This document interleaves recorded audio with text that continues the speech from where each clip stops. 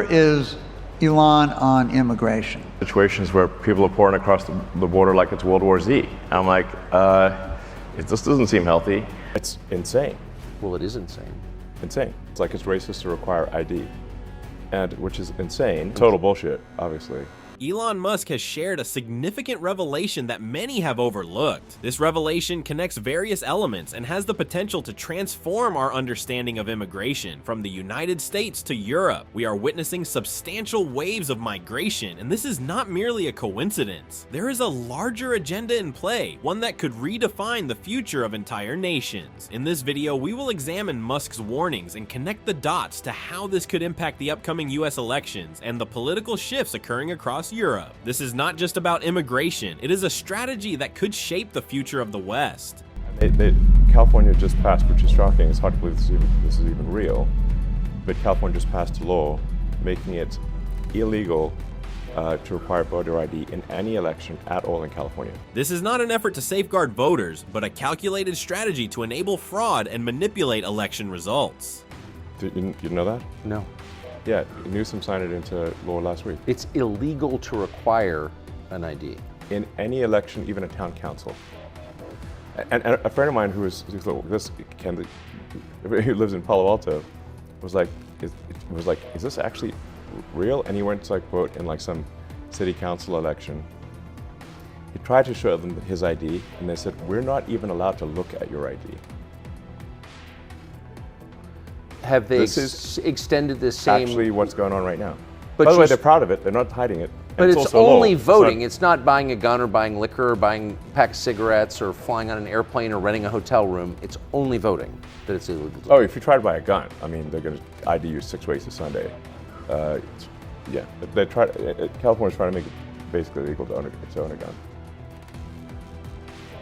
gun. And the same people that demanded vaccine IDs if you want to travel or do anything are the same ones who say no voter ID is required.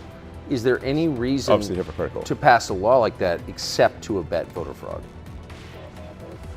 It's so that fraud cannot be proven. So it enables large-scale fraud and no way to prove it, because how would you prove it? It's literally impossible. No ID. You're not even allowed to show your ID. It's insane. Well, it is insane. Insane. So, yeah. The purpose of no voter ID is obviously to conduct fraud in elections. Obviously. There can be no other explanation. I mean, they come up with some nice-sounding thing. People don't have IDs. Could you live in this country without an ID? Yeah, I mean, their common rebuttal is like it's racist to require ID, and which is insane. I think it's actually racist and patronizing to say that people can't figure out how to get ID. Obviously. But how could you live here without an ID? I don't think it's even possible. You can't. Yeah. You can't do anything. Yeah.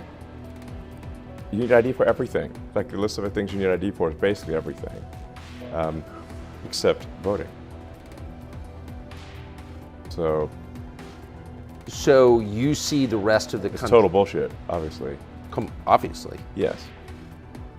But that doesn't in any way minimize the aggression or self-righteousness they bring to this conversation.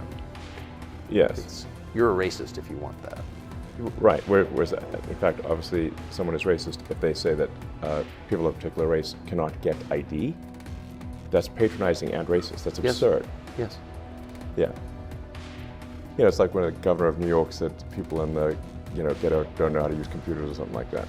I mean, like, super out of touch. This isn't just a phenomenon limited to California. It's part of a much broader agenda driven by globalist interests. The intention behind mass immigration, many argue, is to secure a dependable voter base, one that can help ensure the elites maintain a firm grip on power. The ultimate aim is to shift democracies into oligarchies, where decisions about the future are concentrated in the hands of a select few rather than in the hands of the people. This isn't simply an American issue. It's happening across Western nations. nations. Take Europe, for example, where millions of undocumented migrants have entered the continent in recent years. Since 2020, the numbers have surged. Germany alone accepted approximately 1.4 million migrants in 2022, while the UK admitted over 1.2 million that same year. These shifts aren't isolated or accidental. Many believe they're part of a deliberate strategy to alter demographics on a continental scale, reshaping the cultural and political landscapes of these nations. Elon Musk recently sounded the alarm on this very issue, suggesting that this isn't a case of governments being overwhelmed by an immigration crisis, but one of active encouragement. Leaders and elites aren't merely standing by, they're facilitating the process. The impact of these decisions is rippling across the Western world, influencing everything from public services and housing markets to employment dynamics and social cohesion. Former President Donald Trump has also repeatedly warned about the current immigration crisis, framing it as a conscious act rather than a failure of policy. He contends that the influx of millions of undocumented immigrants, including individuals with criminal backgrounds and drug traffickers, is not happening by accident. According to this perspective, the crisis has been engineered to erode national borders and destabilize communities, with the long-term goal of centralizing power among a small group of elites. Across Western countries, there's a growing sense that this strategy aims to replace traditional national identities with a homogenized, borderless society. The conversation is no longer just about immigration policy, but about the very foundations of democracy, sovereignty, and cultural preservation. As more voices raise concerns, it's clear that the effects of these policies will be felt for generations to come.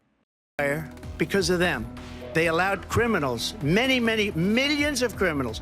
They allowed terrorists. They allowed common street criminals. They allowed people to come in, drug dealers, to come into our country. And they're now in the United States and told by their countries like Venezuela, don't ever come back or we're going to kill you. Do you know that crime in Venezuela and crime in countries all over the world is way down? You know why? Because they've taken their criminals off the street and they've given them to her to put into our country.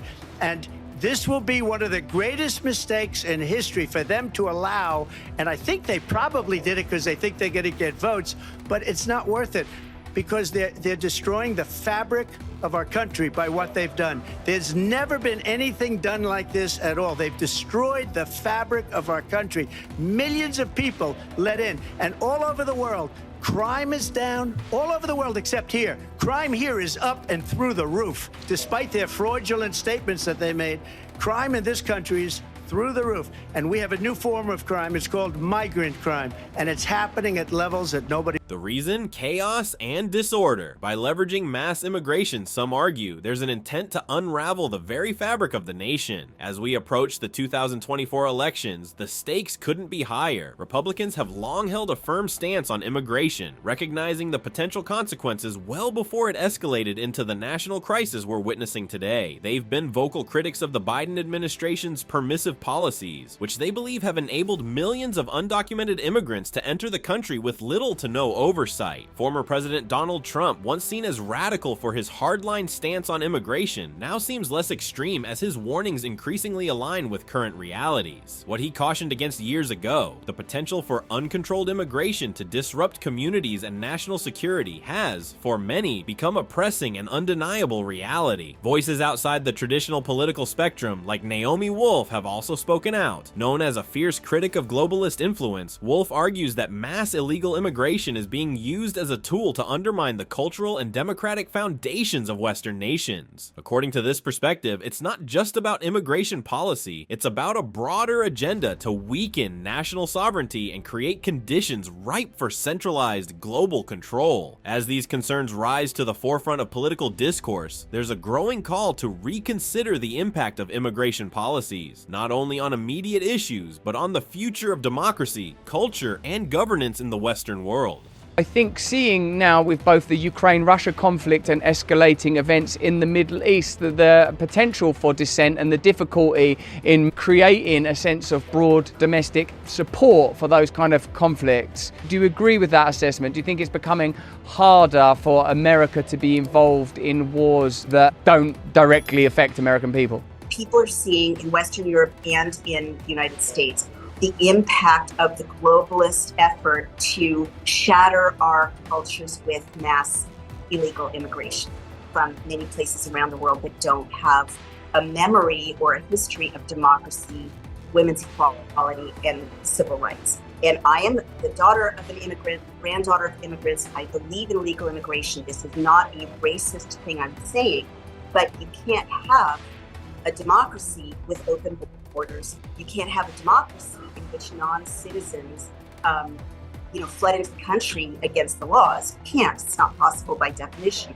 And you can't have a culture if the people are coming in from so many different places so quickly that they can't get acculturated to what it means to be American, or what it means to be British, or what it means to be French. And that is, again, not a racist thing to say. Cultures are precious, right? And Western cultures are also precious. I'm not saying they're, better in every way than every other culture, but liberty, democracy, human rights, these took centuries to develop as a social consensus in the West. And intentionally, the globalists are flooding my country and your country with people from Uzbekistan, Afghanistan, Iraq, no history or memory of democracy. And these injections are killing and disabling the people who do have those memories, so that, as Ed Dowd says, who's bringing forth these data sets of people being disabled and dying, wait 5 years. And you're going to have a completely different demographic with a different institutional memory in Western Europe and North America, in which the globalists can just roll out their neo-feudalism, because the people who remember democracy, freedom of speech, human rights, women's rights, equality, accountability, transparency will be gone or too sick to fight. All right, so in America, what this goes to is nationalism, right? And in Western Europe as well. We've been taught, especially people like you and me who lived on the adorable left, we've been taught that nationalism is a dirty word, and that you shouldn't love your country, and you shouldn't say, being British is great or being American is great. But that was a trick. Nationalism can be very, very beautiful. It can also be turned to negative ends, of course, like anything. But there is a resurgence of patriotism and nationalism in America. And our founding fathers did say, don't get enmeshed in foreign wars. Take care of yourselves first. Don't become the world's policeman, essentially. So absolutely, we're looking in the US at 12 to 16 million people having illegally come in over our borders. They're mostly fighting age men. They're mostly being positioned in staging areas around the country in group housing, given every kind of support and benefit. And we're really worried about this being a military operation, right? And same thing is happening in Western Europe. And we're looking at our veterans waiting 6 months to get an appointment for PTSD. We're looking at our own kids having pathetic educational opportunities, joblessness. And we're really thinking, okay, enough of this. I mean, that's why Trump is doing so well. We're going to take care of ourselves. We're going to close our borders. We're going to look after our own people.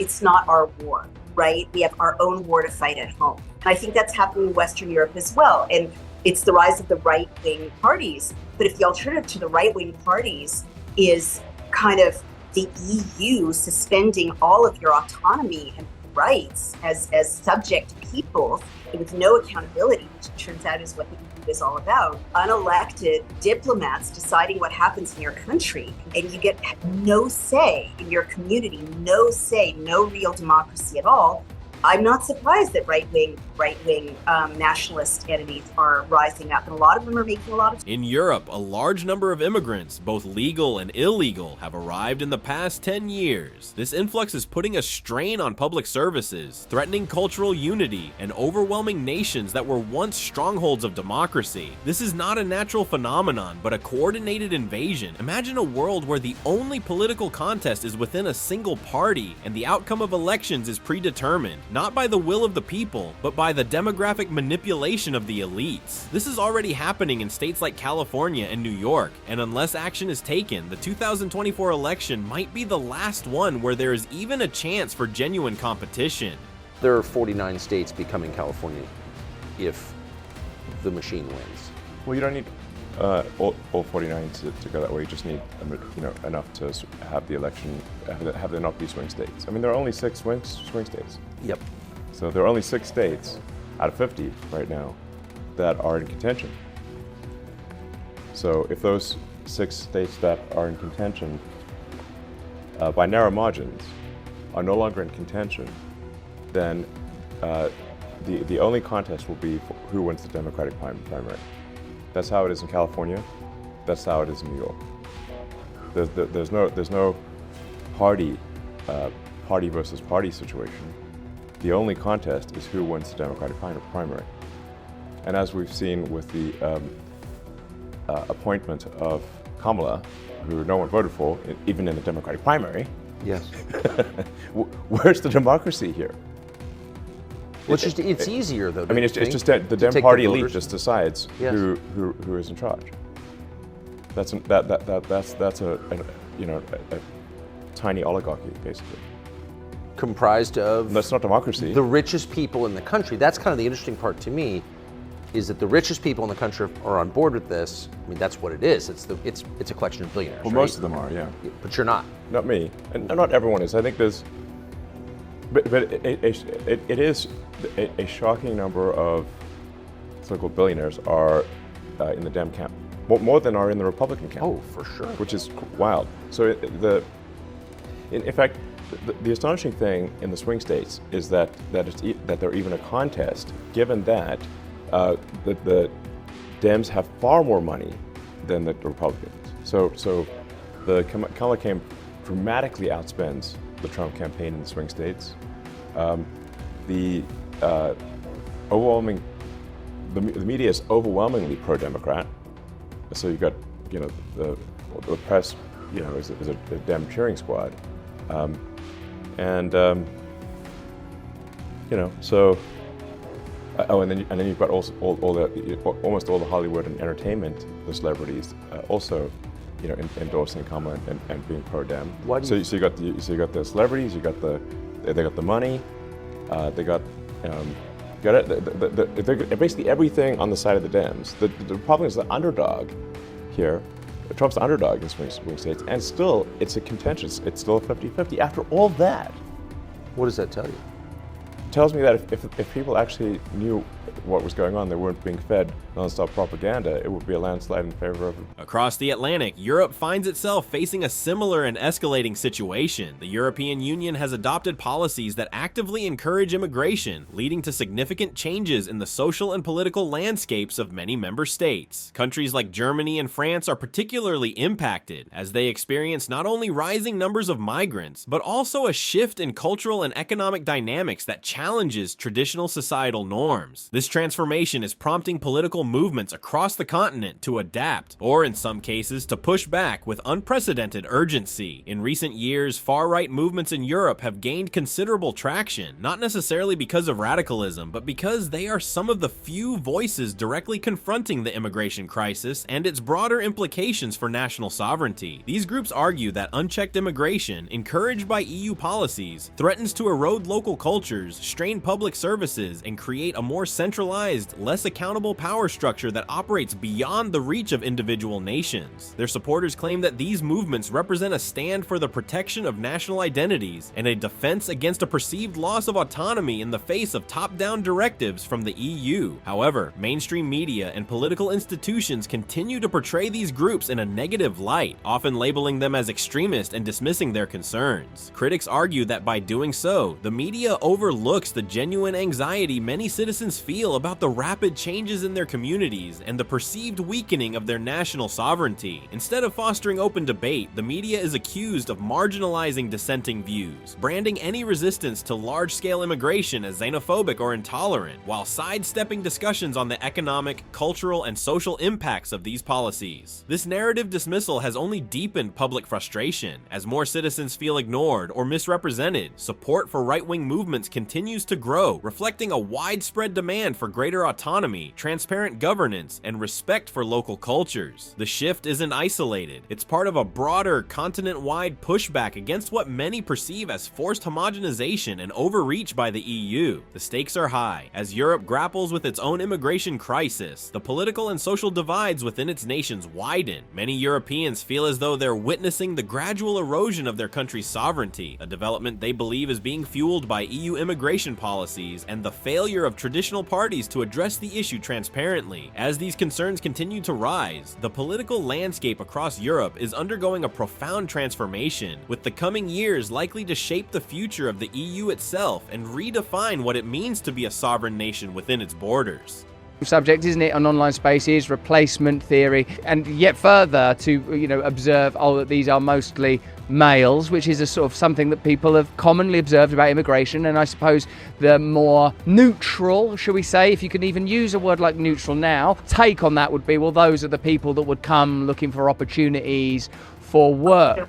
It's not true. Go on. People who say, oh, it's normal to have military-age men with military haircuts, whose clothing all seems to come from the same place, who all have the physique of soldiers, pour into your country and mine. That is not normal. Again, I've read a ton of history. I know the history of my own family's waves of immigration to the United States. And I've been in conflict areas and refugee camps around the world, and I've seen refugees. They don't look like this. They come in families, or like my grandpa, they wait 6 years and work to bring their families in legally so that they can be Americans or British or whatever it is they want to be. If you look at the people pouring in, I'll stick to my country because I haven't looked at the streams of immigrants into Britain or Western Europe as carefully, but in our country, the people who are flowing in, there are no disabled people. There are no elders, like none, right? There are pretty much no babies. There are childbearing age women. Everyone's very fit. They don't carry luggage. They are having, and I did original reporting on this and broke this story. There's a 3-country staging area south of the United States that the combination of the UN and our own State Department has put together to solicit, support, feed, shepherd, ferry, transition, and then bus and fly these millions of people of military age and military demeanor to certain incredibly sensitive areas around the country. O'Hare Airport in Chicago, Boston Logan in Boston, and then to house them, which has never happened before in the history of U.S. immigration. Not my grandparents, not my dad.